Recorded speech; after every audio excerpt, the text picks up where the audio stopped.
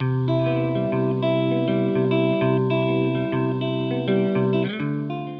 to Mom in Mind, where we dive into all aspects of perinatal mental health and wellness related to pregnancy, birth, loss, postpartum, and new parenthood. It's so much more than postpartum depression.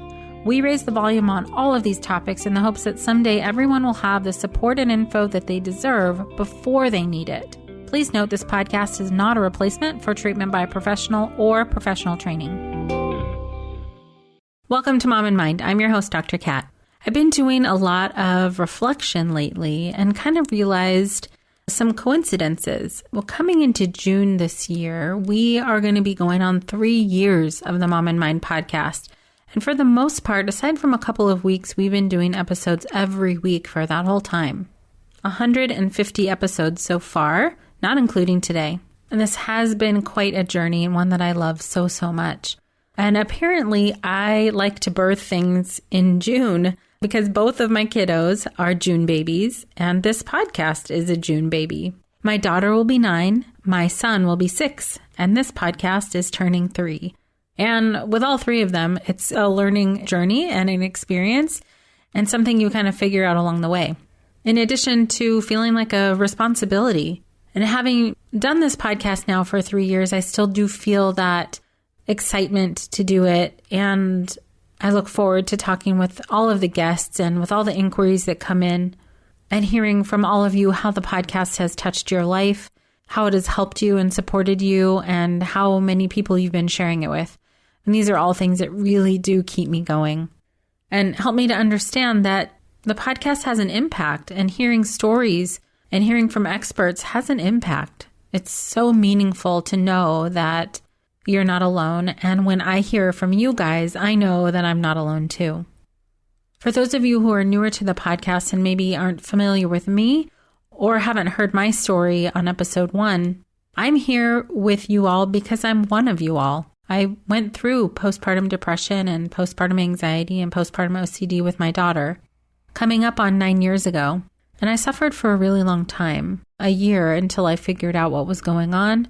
And then for sure, as I was healing through the process of understanding what was going on and figuring out what all of this meant, I came to realize a lot of things about moms and mental health and a lot of things about myself and all those ideas that I had kind of somehow absorbed along the way, that as a professional or a psychologist or a mental health specialist, that somehow I was immune to these kinds of things.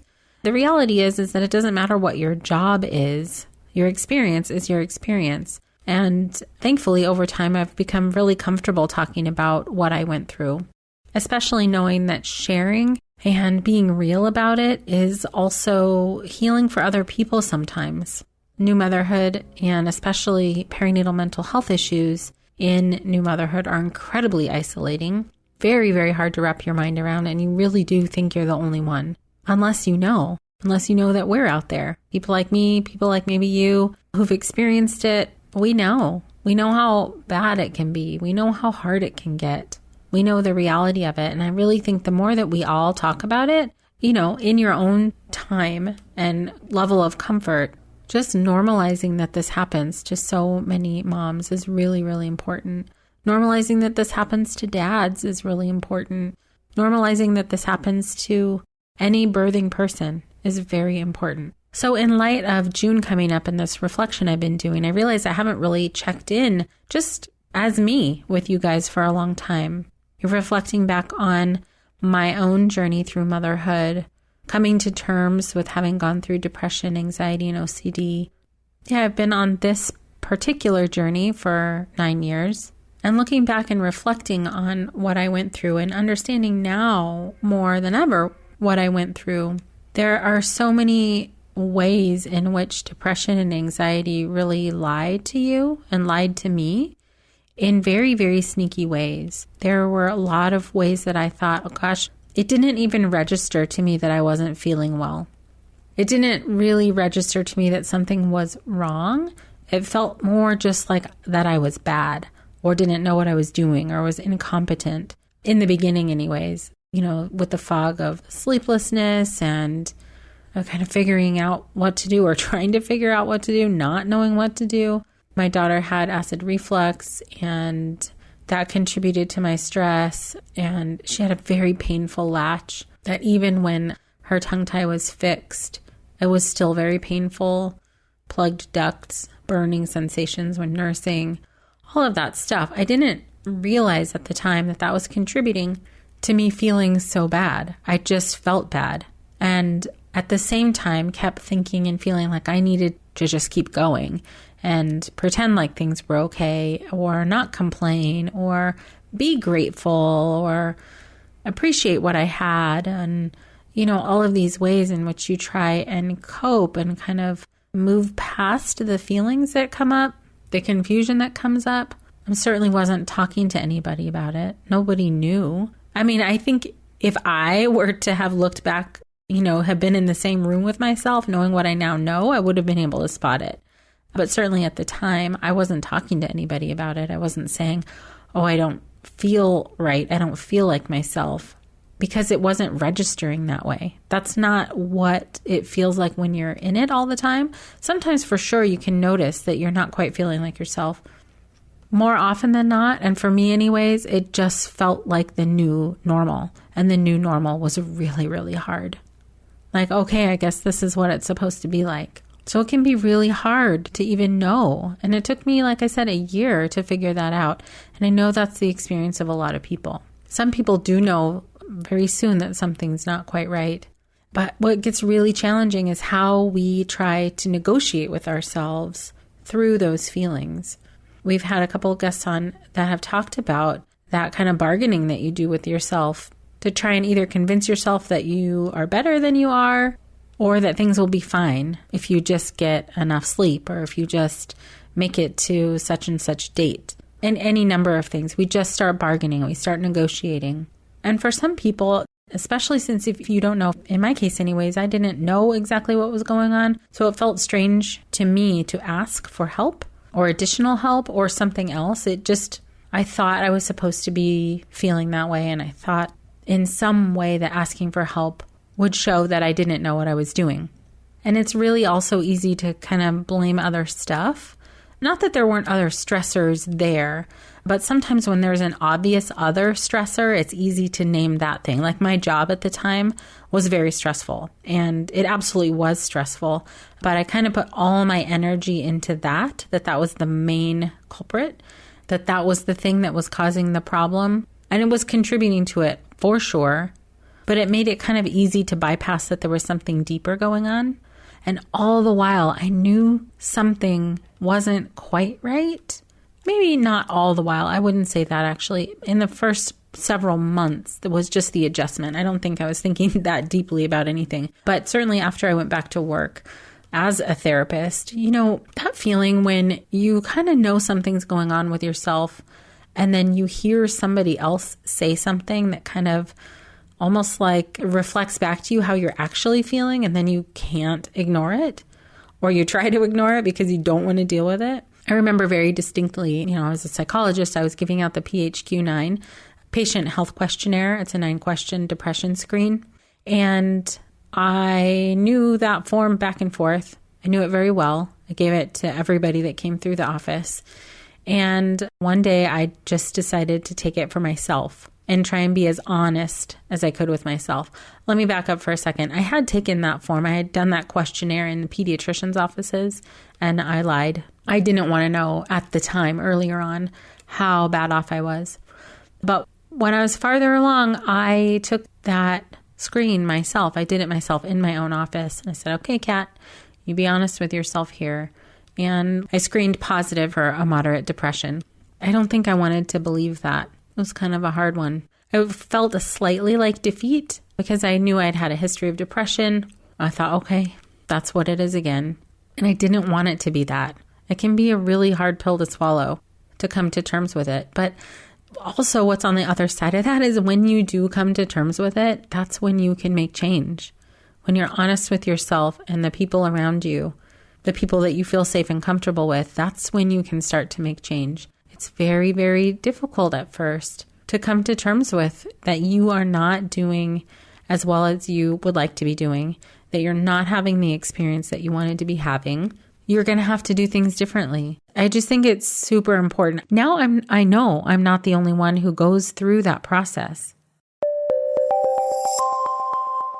For you, the listeners of Mom and Mind podcast, Audible is offering a free audiobook download with a free 30-day trial to give you the opportunity to check out their service. Some of the books I've listened to from Audible are Daring Greatly by Brene Brown, You Are a Badass by Jen Sincero, and Down Came the Rain by Brooke Shields. You can pick one of those books or any other book you'd like to listen to. To download your free audiobook today, go to www.audibletrial.com/momandmind. Again, that's audibletrial.com/momandmind for your free audiobook. Coming to terms with that thing you know is really happening, you know something is happening, and then there it is. It's looking right at you, and you kind of can't hide from it anymore. And those first steps in healing and recovery are also hard. It's awkward. It's uncomfortable. It's hard to know which way to go and how to seek help and who to be honest with and all of those things that are part of the process of healing. What I know and what we know in general is that having that connection to other people who have gone through it, are going through it, even if it's reading stories or hearing stories from other people that resonate for you on this deep level where you can have that relieving feeling of, oh my gosh, it's not just me. I thought it was just me, but it's not. Here's this person telling me their story, saying what I think, feeling what I feel. How is this possible? It's possible because so many of us go through it. We're in isolation. We're in our homes or apartments, often by ourselves, trying to figure out one of the most complicated jobs on earth, doing our absolute best, and sometimes feeling our absolute worst. My healing and recovery took some time.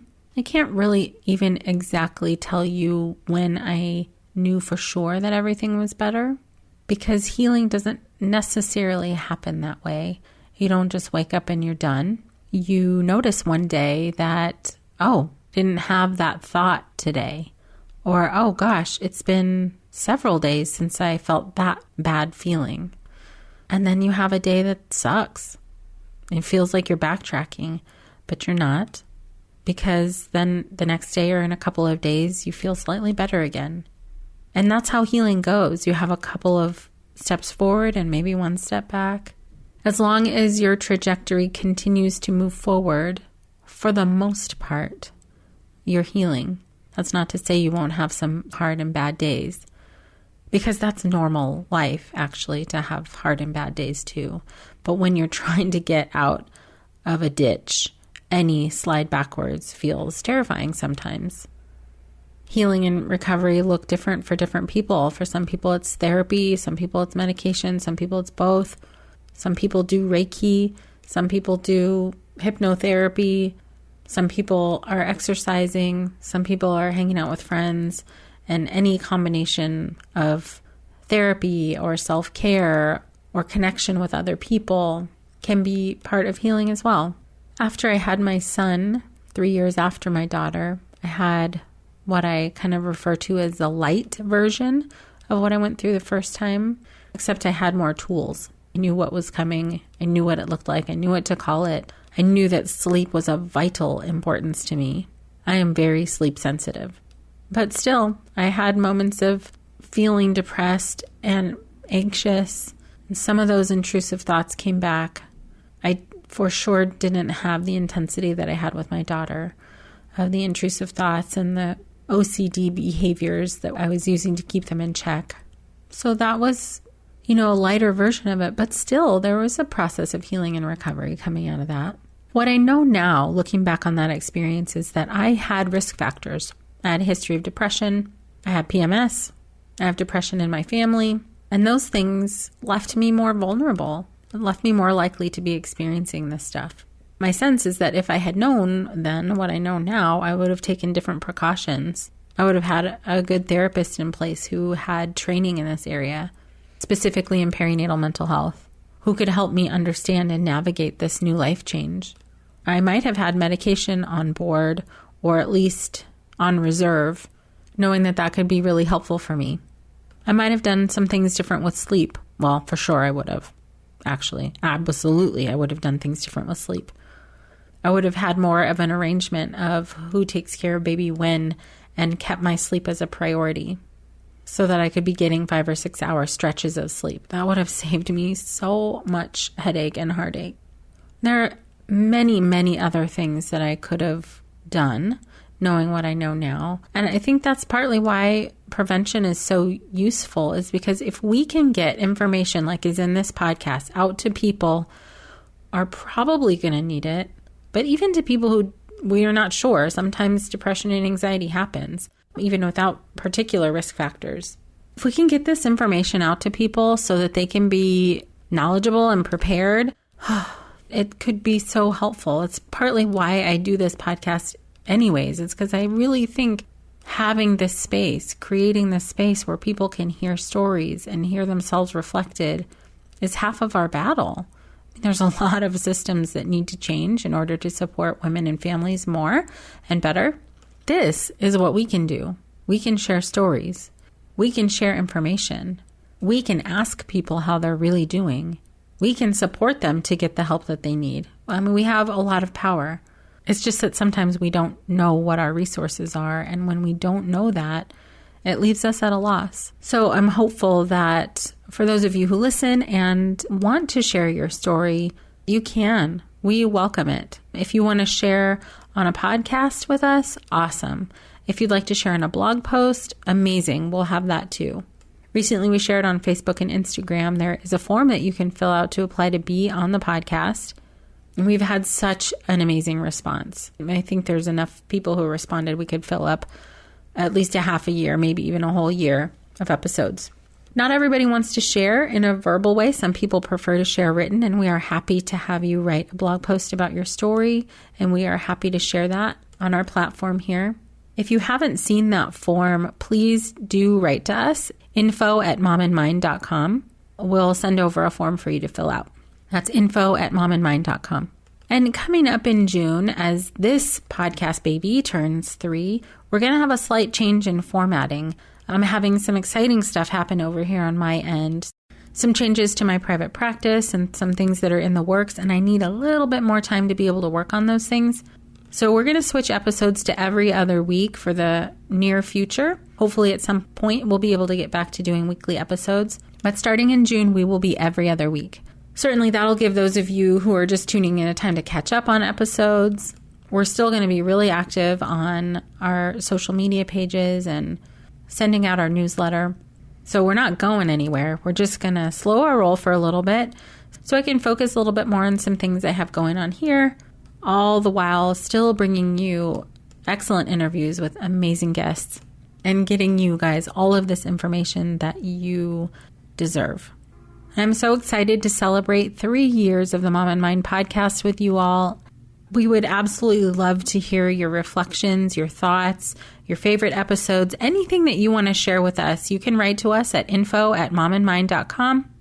And if you want your comments shared, we're happy to do that as well. So if you're writing into us, which please do, please put a little note in there that you're happy to have your comments shared with other folks, and we'll put that in a post for all to see. As usual, I am so happy to have you with us on the Mom and Mind podcast. I'm still so hopeful that we can get this out to everyone who needs it. It's going to take all of us, everyone who feels compelled to, please share this as far and as wide as possible. This free resource is for some people a lifeline. And I hear from you guys sometimes about that, about the impact that the podcast has. And I'm just so thrilled that over the course of these 3 years, we've been able to connect and join up, fight this fight together, raise our voices together, raise the volume on these issues together, and help more moms and families know that they are not alone. That'll be it for today. Until next time. Thank you so much for joining us today. Please share this podcast. Together we can support moms and families so that no one has to deal with this alone. Come connect with us at momandmind.com.